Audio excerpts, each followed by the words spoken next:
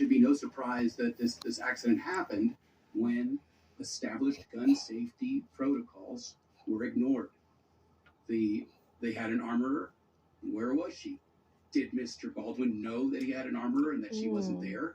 Then why did he take the gun from the first AD? He may as well have been taking it from the craft services caterer. I mean, Mr. Halls has no bearing to decide whether a gun is cold or not because he's not the armorer. And Mr. Baldwin knew that.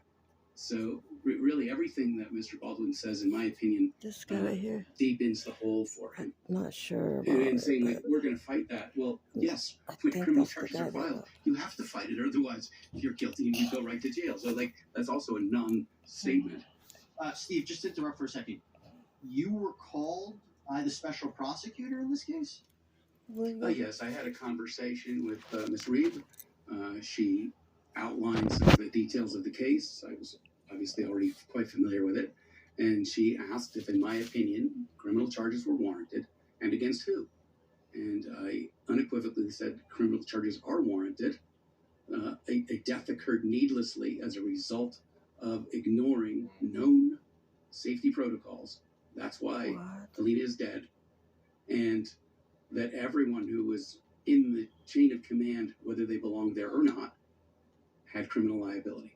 Angela, I'm going to go back to you for a second, because why now? The reason I say that, as I mentioned, the charges haven't been officially filed.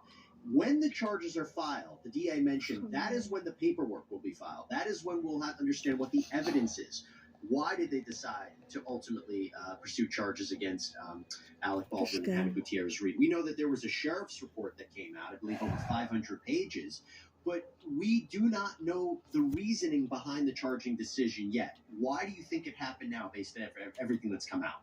We've heard a lot in this case. This case has been going on for over a year, so we know that there were text messages. They downloaded the contents of Alec Baldwin's phone. There's a lot that went into this investigation. So the sheriff's officials who investigated this had to have looked through not only text messages, reports from the FBI firearms lab. They said that gun could not have just gone off. You know, it was fully functioning. So there is something there that possibly we don't know about that led the DA and the special prosecutor to conclude that charges are in fact warranted. So I think we need to wait and see what those charging documents say. The DA is promising that it will have information in there that shows why they believe criminal charges are warranted in this case. And I think we're all expecting that. I found it unusual she announced the charges will be filed instead of just filing them and having an announcement or putting it on Facebook and having a press conference. So I'd be interested to know why she took this route. I would be interested to know as well. And I'll tell you, I think those